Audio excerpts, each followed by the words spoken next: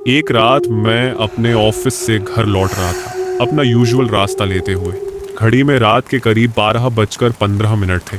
मेरा शहर काफी शांत और सुनसान था। हर जगह पेड़ पौधे और जंगल थे। ज्यादा लोग या घर भी नहीं थे। मैं एक रोड पर था जो मेरे घर से ज्यादा दूर नहीं थी। एक तरफ एक मक्के का खेत था और दूसरी तरफ घना जंगल। ये मिड समर का मौसम था और तापमान लगभग 24 डिग्री सेल्सियस था। मैंने अपनी कार का कन्वर्टेबल टॉप नीचे किया हुआ था और मैं 50 की स्पीड से ड्राइव कर रहा था। अचानक मुझे एक तीखी और खौफनाक औरत की चीख सुनाई दी, पर मैं ये समझ नहीं पाया कि किस तरफ से आई थी। मैंने तुरंत ब्रेक लगाकर कार को रोका और ध्यान से सुनने लगा। चीख जंगल के बाईं ओर से आई थी। औरत मदद के लिए चिल्ला रही थी। मैं अपनी कार से उतरकर बैक सीट से एक डंडा बैटन उठा लिया, जंगल की तरफ चल दिया और जोर से आवाज लगाई, कौन है वहां? औरत ने तुरंत जवाब दिया, कृपया मेरी मदद करो। मैं जंगल के अंदर भागता हुआ चला गया, रास्ते में आने वाले पेड़ पौधों को हटाते हुए। मैं उस औरत से चीखते रहने के लिए कह रहा था ताकि मैं उसकी ओर पहुंच सकूं। हर 10 सेकंड के बाद वो मदद करो चिल्लाती थी और मैं उसी दिशा में बढ़ जाता। लेकिन थोड़ी देर बाद मुझे यह समझ आने लगा कि चाहे मैं कितना भी दूर चला जाऊं, उसकी आवाज का वॉल्यूम न ज्यादा हो रहा था और न ही कम। ऐसा लग रहा था जैसे मैं उतनी ही दूरी पर हूँ जितना पहले था, चाहे मैं कितना भी तेज भाग रहा था। मैंने चीखते हुए पूछा, तुम कहाँ हो, बताओ। कुछ सेकंड बाद उस औरत ने फिर से चीख मारी, मदद करो। उस वक्त मुझे कुछ अजीब लगा, जैसे कुछ गलत हो रहा हो। मैंने अपने कदमों को रोका और एक पल के लिए सोचा। मुझे लगा ये किसी जाल का हिस्सा हो सकता है। मैं तुरंत वापस पलटा और जितनी तेजी से हो सके अपनी कार की तरफ भागता गया। हर वक्त उस औरत की चीख अब भी वैसी ही दूर लग रही थी, चाहे मैं अपनी कार के इतने करीब पहुंच गया था जैसे वो मेरे पीछे चल रही हो। मैं अपनी कार में बैठ गया और वहां से निकल गया, पूरी तरह से घबराया हुआ था। मैंने 112 पर कॉल करके पुलिस को जानकारी दी ताकि अगर उन्हें जांच करनी हो तो वो कर सके। लेकिन मैं वहां रुकने वालों में से नहीं था। थोड़ा समय बीता, कुछ दोस्तों और परिवार वालों को यह अजीब घटना बताने के बाद मैं अपनी जिंदगी में आगे बढ़ने की कोशिश कर रहा था। लेकिन एक हफ्ते बाद मैंने न्यूज में कुछ देखा जो मेरा दिल दहला गया। एक 30 साल की औरत की लाश एक आदमी को उसके कुत्ते के साथ हाइकिंग करते वक्त मिली थी। हैरानी की बात यह थी कि उस लाश पर किसी भी तरह की हत्या का कोई निशान नहीं था। जिस इलाके में उस लाश को पाया गया था वो वही जंगल था जहां मैंने उस रात वो चीखें सुनी थी। जंगल काफी बड़ा था, लेकिन ये सोचकर मेरी हालत खराब हो गई कि वो चीखें उसी औरत की हो सकती थी।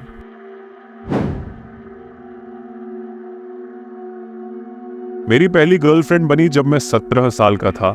उस समय मैं अपनी माँ के साथ रहता था क्योंकि मेरे माता पिता का तलाक हो चुका था जब मैं 11 साल का था। एक दिन मैंने अपनी गर्लफ्रेंड से डेट पर चलने को कहा और वो मान गई। हम दोनों के पास नौकरी थी। मैं एक लोकल किराना स्टोर में काम करता था और वो एक कैफे में। हम दोनों दिन की शिफ्ट में काम करते थे और 12वीं कक्षा में थे।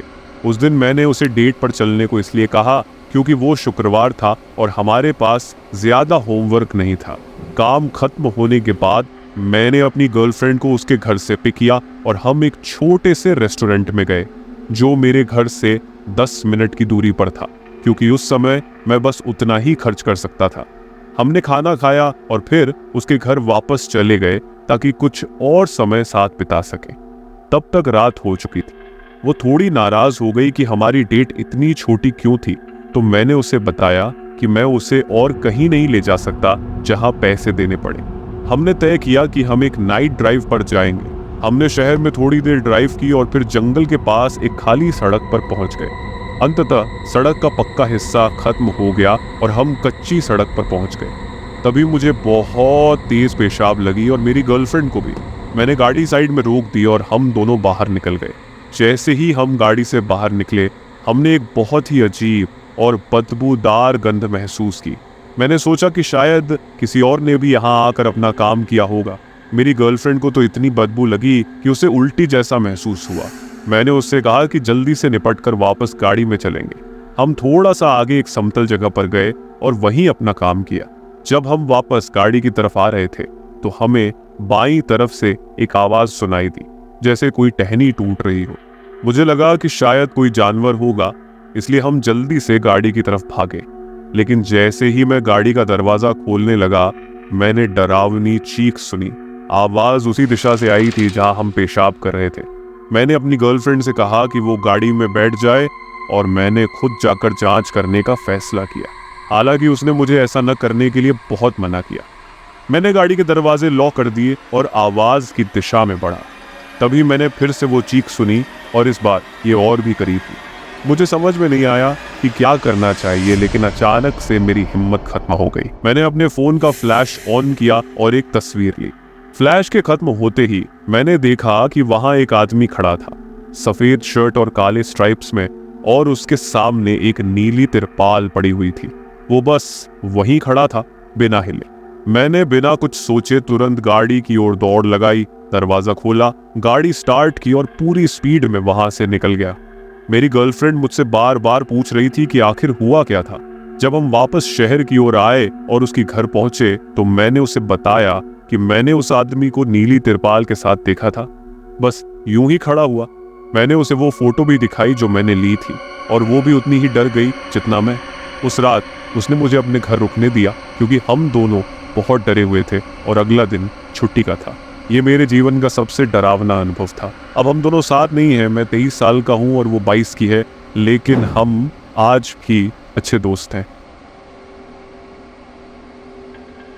दोस्तों, ये कहानी है 2011 की गर्मियों के अंत की, जब मैं 19 साल का था। मेरा एक बेस्ट फ्रेंड था जो मुझसे कुछ साल छोटा था। हम एक ग्रामीण इलाके में रहते थे जो दिल्ली के पास एक छोटे से शहर के करीब है। वहाँ रात के 10 बजे के बाद सब कुछ बंद हो जाता है, इसलिए हमें अपना टाइम पास करने के तरीके खुद ही ढूंढने पड़ते थे। लेकिन हमारे लिए ये कभी मुश्किल नहीं था, क्योंकि हम हमेशा कुछ न कुछ मज़ेदार कर लेते थे।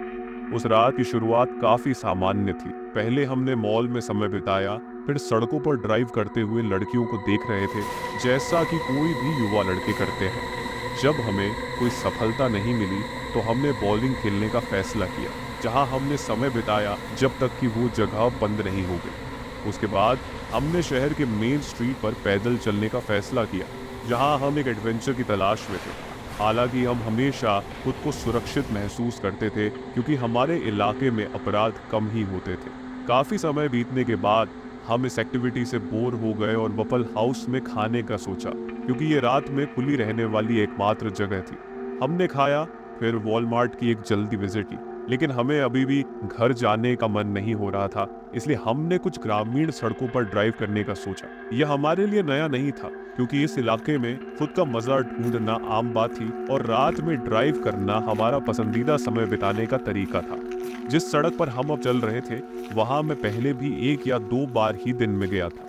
सड़क की शुरुआत पक्की थी, लेकिन थोड़ी देर बाद वह कच्ची हो गई। रात में सड़क काफी सुनसान थी और उस पर ज्यादा घर भी नहीं थे। जैसे ही हम धीरे धीरे आगे बढ़ रहे थे, हमने सड़क के किनारे एक हल्की रोशनी देखी। वहां एक आदमी अपने घर की पोर्च लाइट के नीचे खड़ा था। हम उसके चेहरे की कोई खासियत नहीं देख पाए, लेकिन उसकी आंखें हमें लगातार देख रही थी, जैसे वह हमारी हर हरकत पर नजर रख रहा हो। हम दोनों थोड़े असहज हो गए, लेकिन ज्यादा ध्यान नहीं दिया और सोचा कि शायद वह बस सिगरेट पीने बाहर आया होगा। हालांकि उसकी हरकतें हमें अजीब लगीं। फिर भी हम आगे बढ़ते रहे। जब हम कुछ और दूर गए तो सड़क बदल गई और हम उस पर तेजी से चलने लगे, लेकिन उस आदमी का अजीब सा चेहरा हमारे दिमाग से नहीं निकल रहा था। जैसे ही हम आगे बढ़े, हमें सड़क के किनारे कुछ अजीब दिखाई दिया। हमें लगा कि शायद कोई जानवर होगा, इसलिए हमने धीमा कर दिया। पर जैसे जैसे हम करीब आए, हमें समझ में आया कि यह कोई जानवर नहीं बल्कि एक औरत थी। वह सफेद कपड़े पहने हुए थी और उसकी पीठ हमारी तरफ थी। हम हैरान थे कि इतनी रात को कोई यहाँ क्या कर रहा है। जब हम लगभग 50 फीट दूर पहुंचे तो उस औरत ने अचानक से हमारी तरफ देखा। उसका चेहरा बहुत ही अजीब और डरावना था। उसके गहरे काले सर्कल्स और उलझे बालों से लग रहा था कि शायद वह किसी नशे में थी। उसके कपड़ों पर खून के धब्बे थे और उसके हाथ में एक बड़ा चाकू भी था। वह हमारी ओर हाथ हिलाते हुए दौड़ने लगी। हम दोनों बुरी तरह डर गए और तुरंत कार की स्पीड बढ़ाकर वहां से निकल गए। उस औरत की हालत और उसका चेहरा हमारे दिमाग में बुरी तरह छा गया था। हम इतनी बुरी तरह घबरा गए थे कि हमने सीधे अपने घर जाने की बजाय एक लंबा रास्ता लिया, इस डर से कि कहीं वह हमारा पीछा न कर रही हो। हमने अगली कुछ हफ्तों तक लोकल न्यूज़ पर नजर रखी, लेकिन उस औरत के बारे में कोई खबर नहीं मिली। अब मैं अपनी पत्नी के साथ उस इलाके में रहता हूँ और वह सड़क जहां हम उस रात ड्राइव कर रहे थे वही मेरे घर के पास है। हालांकि मैंने उस औरत को फिर कभी नहीं देखा, लेकिन आज भी उस रात का डर मेरे दिल में बसा हुआ है।